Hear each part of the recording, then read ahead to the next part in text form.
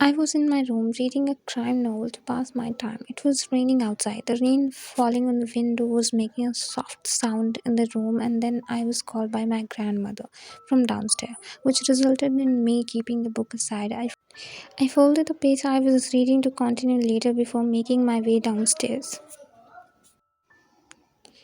I smiled when I found Husok sitting beside my grandmother, a gentle smile adorning his lips as he talked to her. Husok, let's go. Husok chipped, standing up. I looked at him frowning. Before my eyes landed on my grandmother, she was lightly smiling.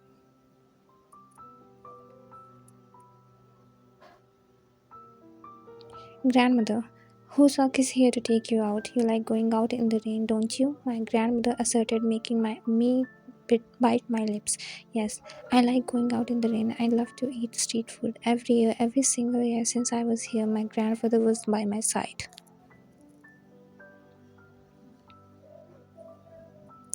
Even when he was tired, even when his joints hurted, he never forgot. He never rejected. But this year I'm going out, but without him.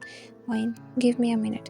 I excused myself to my room. I can't let them see my tears. I don't know if my grandmother asked who saw or it was he himself, but at least they remembered. That was enough for me.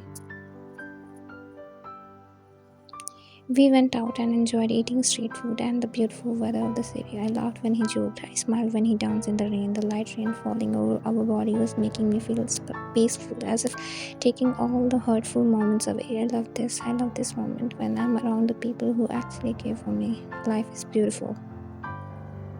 I entered the noisy class, finding a seat for me. Mostly backbenches were empty, but I'm not sleepy. Had to sit there. I walked to the middle, which has two seats vacant. Sitting my things down, I sighed.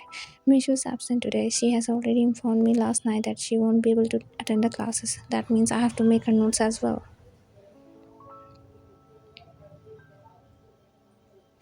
I opened the book. Today a new chapter is starting. I need to focus as well. I have to explain Mishu later. I looked beside me and frowned. The guy beside me was giving me a smile.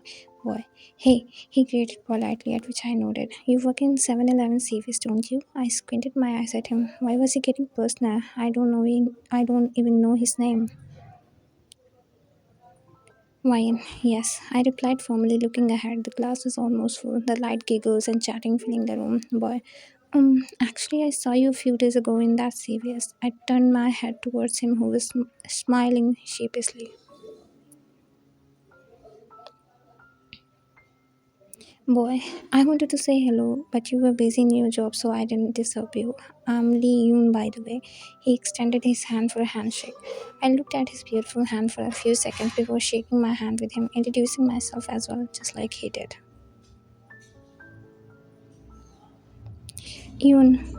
Hey, I turned to look at him again, who was scraping the back of his neck. I waited for him to continue. At the same time, I felt the seat next to me getting occupied. Yoon, if you need anything or if you face any problem, you can call. You can tell me. We have a group here. He sounded sincere. Fine, thank you so much, but I can take care of myself. I spoke formally. He nodded, understanding it. I tapped my hand on the book, waiting for the professor to arrive as it's almost time for the class to begin. As I turned my head to my left, my breath froze. When did it happen? The side profile of the person shocked me. When did he sit beside me? How I didn't even realize.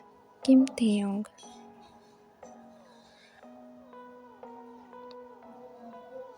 The man I avoided, the man I despised, was sitting next to me. I saw his face turn towards me, feeling my stare.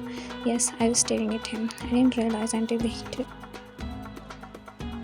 around, examining me like I was an object. I turned to my friend and licked my dried lips. Why was he sitting beside me? There must be other seats vacant too, right? My mind raced, and I didn't like that he was the reason. I turned my head to the right side as exchanging my seat with the friendly guy next to me came out of nowhere, and that does indicate the person sitting on my left side is affecting me. Yes, his presence is affecting me. Not his presence, but the heavy cologne he was wearing was suffocating. And yet, he didn't deserve to know that. Never.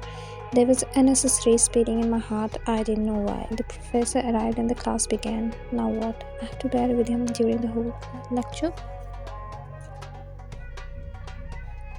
I wrote down whatever the professor said, trying to keep my mind steady. I was missing Mishu terribly. Why did she have to bunk college today? She was the reason I was sitting between two males. I turned to the next space, leaning more forward to the desk when I felt it. The light burst off fingers on my own by my right side. In a flash, my head turns to him who was looking ahead. His fingers stayed in his book. I saw his head slowly turn towards me. He raised an eyebrow. With eyes mysteriously dark, he spoke in his velvety voice. "We, any problem?" This was the first time he was speaking to me. I couldn't answer. My eyes stayed on his face, then moved to his hand on the desk. I said nothing and straightened myself. He must be flipping the page, that's why. It pushed my hair back, which accidentally touched his face at my sudden and fast turn of head. I want this class to be over as soon as possible. After class, I packed my things, preparing myself to leave. With the corner of my eyes, I saw him flipping the pen. Why wasn't he leaving? I'm in the middle and he should move to make a way for other students. I packed my things, hoping and hoping, but he didn't. Bastard. If he thinks I'm gonna ask him or request him, he's a delusional freak. I stood to leave from the right side. Oon was moving ahead of me. I didn't glance back for once, even when I felt a piercing glare. I exhaled a large amount of fresh air as soon as I exited the classroom. I hate strong perfumes. It makes me feel suffocating, but the guy beside me was wearing it like a second skin. Un, bye Wayne. Un spoke walking beside me. I smiled at him, politely wishing him the same.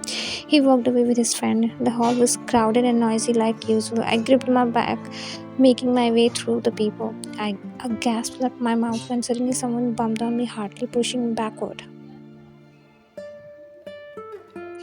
I closed my eyes slightly, preparing myself to feel the welcoming heart glow, but instead, I felt two steady arms on my shoulders. I gasped for air that left my lungs. I was calming my irregular heartbeat when someone leaned from behind. Ready to fall on your knees already? The taunting voice was familiar to me. I turned my head back just to catch the glimpse of the guy who saved me. Jan Jungkook. No, not him, not this puppet. Now I have to thank him for saving me. Nothing can be worse than this. I jerked his hand away. As I turned to him, I saw he wasn't alone. His dear friend was beside him, like a leech. I opened my mouth to thank him, but he didn't let me.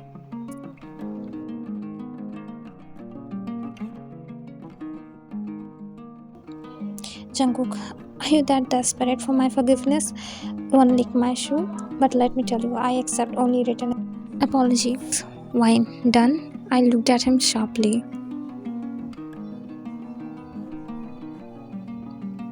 Well, forget about the apology. He didn't deserve the thank you either.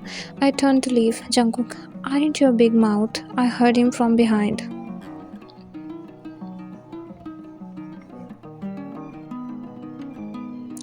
Stopping on my track, I turned to him sideways. Eyes flickered to him, and then for a bare second, the man standing beside him, who was already staring at my way since the moment he was here, Kim Taehyung.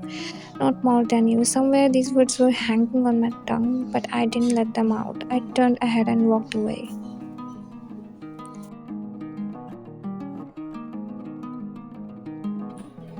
To be continued.